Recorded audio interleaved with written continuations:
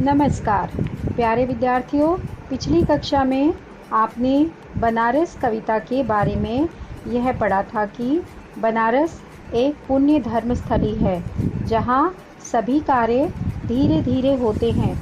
यह कविता पुरातन शहर के रहस्यों को खोलती है।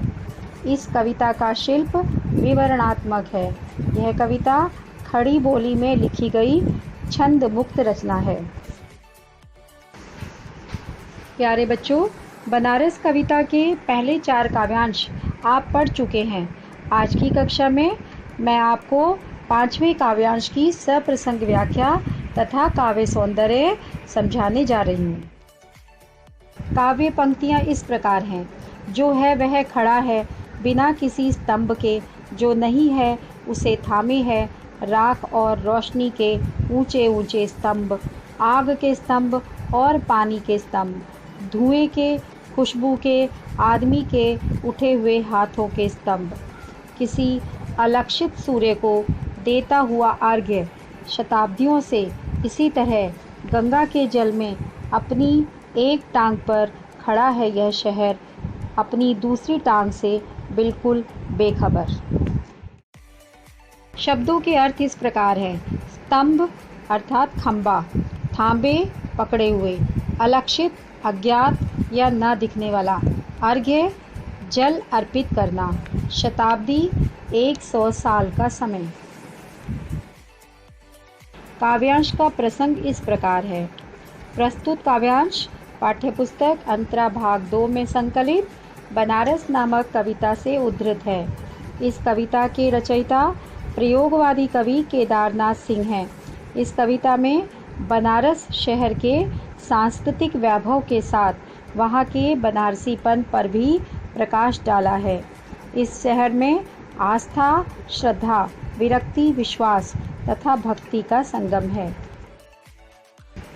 व्याख्या इस प्रकार है। कवि बनारस शहर के मिथकीय स्वरूप को बताता है कि यह शहर बिना किसी स्तंभ अर्थात खंबे के खड़ा है।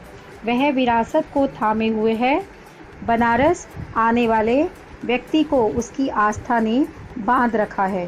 यहाँ आरती के समय पात्र से उठने वाली ज्योति की लौ तथा धुएं गंगा के पावन जल में स्तंभ बन जाते हैं अर्थात खंबे बन जाते हैं। चारों ओर फैली आरती की सुगंध भी स्तंभ बन जाती है। भक्तों एवं श्रद्धालुओं के उठे हाथ जो अदृश्य सूर्य को अर्घ्य दे रहे होते हैं, स्तंभ से प्रतीत होते हैं। इस शहर और गंगा घाट पर आस्था और भक्ति का यह संगम सदियों से होता आया है। यह हजारों वर्षों से गंगा के जल में एक टांग पर खड़ा होकर कार्य कर रहा है। उसे दूसरी टांग की कोई खबर नहीं है। अर्थात यहाँ शहर में एक बड़ा वर्ग ऐसा है जो परंपरा का निर्वाह कर रहा है तथा दूसरा वर्ग आधुनिकता में डूबा हुआ है। विशेष इस प्रकार है। इन पंक्तियों में बनारस शहर की दार्शनिक व्याख्या की गई है। ऊंचे ऊंचे में पुनरुक्ति प्रकाश अलंकार है। साहित्यिक खड़ी बोली में सशक्त अभिव्यक्ति है और मिश्रित शब्दावली का प्रयोग किया गया है। उपर्युक्त काव्यांश का काव्य सौंदर्य इस प्रकार है। सबसे पहले भाव सौंदर्य। बनारस के घाट पर उमड़ी भीड़ तथा श्रद्धालुओं द्वारा दिए जा रहे अर्घ्य का शब्द चित्र प्रस्तुत है। बनारस में श्रद्धा, विश्वास, आस्था और भक्ति का संगम है। यह भाव प्रकट हुआ है। शिल्प या काव्य सौंदर्य इस प्रकार है। इस काव्यांश की भाषा सरल, सहज और प्रवाहमयी है। दृश्य बिंब साकार हो उठा है। विवरणात्मक शैली का प्रयोग किया गया है। यह अतुकांत छंद मुक्त रचना है। मानवीकरण के साथ साथ अनुप्रास और पुनरुक्ति प्रकाश अलंकार का प्रयोग है। स्तंभ की व्याख्या में लाक्षणिकता है। बच्चों, अब मैं आपको बनारस कविता के प्रश्नोत्तर समझाने जा रही हूँ। पहला प्रश्न है, बनारस में बसंत का आगमन कैसे होता है और उसका क्या प्रभाव इस शहर पर पड़ता है? उत्तर इस प्रकार है। कवि ने बनारस शहर में वसंत आगमन का वर्णन पारंपरिक ढंग से न करके अनोखे ढंग से किया है। सामान्यतया वसंत साल के कुछ एक महीनों के लिए आता है, पर कवि ने बनारस में आने वाले भक्तों, श्रद्धालुओं और पर्यटकों के आगमन को बसंत का आगमन माना है। यह वसंत पूरे साल छाया रहता है। इससे बनारस शहर में चारों ओर हंसी खुशी का माहौल छाया रहता है। प्रश्न 2 इस प्रकार है, खाली कटोरों में वसंत का उतरना से क्या आशय है? उत्तर इस प्रकार है।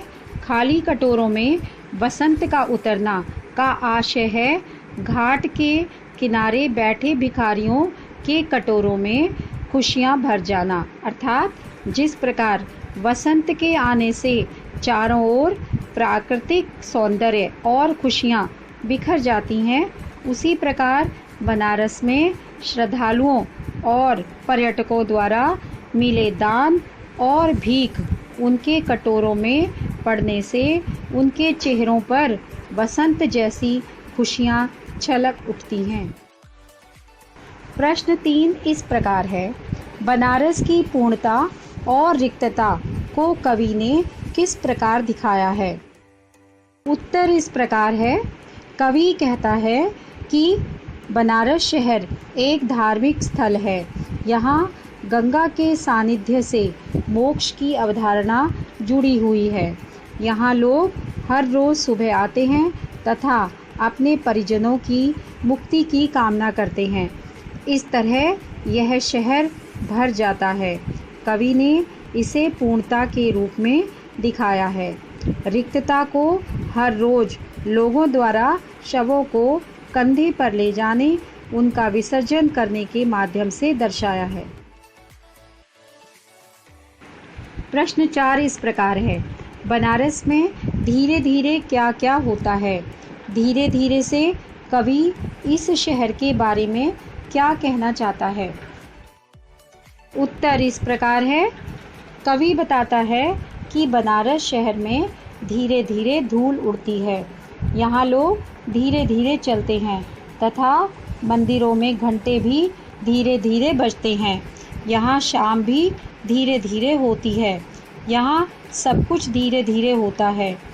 यह धीमापन यहाँ की जिंदगी का हिस्सा बन गया है।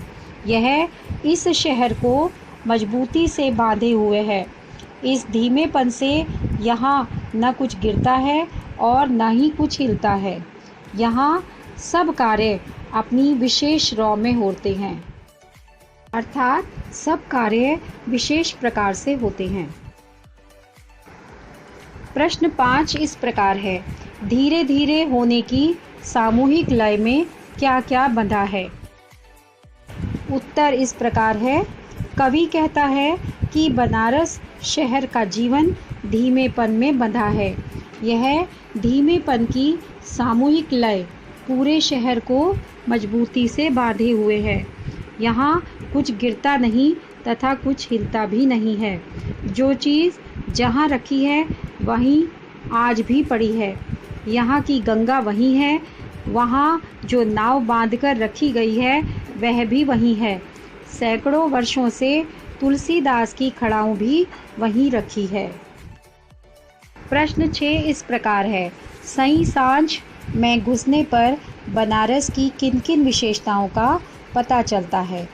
उत्तर इस प्रकार है। कवि बनारस की शाम के बारे में बताता है।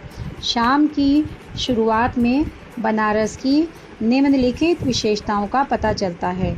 पहला, गंगा के घाटों पर आरती के आलोक में इसका सौंदर्य अद्भुत दिखाई देता है। दूसरा, गंगा के जल में इसका सायंकालीन प्रतिबिंब ऐसा लगता है मानो आधा शहर जल में हो। तीसरा, गंगा जल में आरती के समय तैरती दीपमालाएं फूलों जैसी दिखती हैं। ऐसा लगता है जैसे आधा शहर फूलों का हो। चौथा, पूजा पाठ, हवन, मंत्रों का जाप, घंटे घड़ियालों की आवाज़ों से वातावरण मुखरित हो उठता है। ऐसे में श्रद्धा, आस्था, भक्ति और विरक्ति का मिला जुला रूप हमारी आँखों के सामने साकार हो उठता है। पाँचवा, यहाँ एक रहस्यमय वातावरण बन जाता है जो इसके होने और न होने दोनों का ही बोध कराता है। बच्चों, आपको बनारस कविता की सप्रसंग व्याख्या तथा प्रश्नोत्तर समझ आ गए होंगे। धन्यवाद।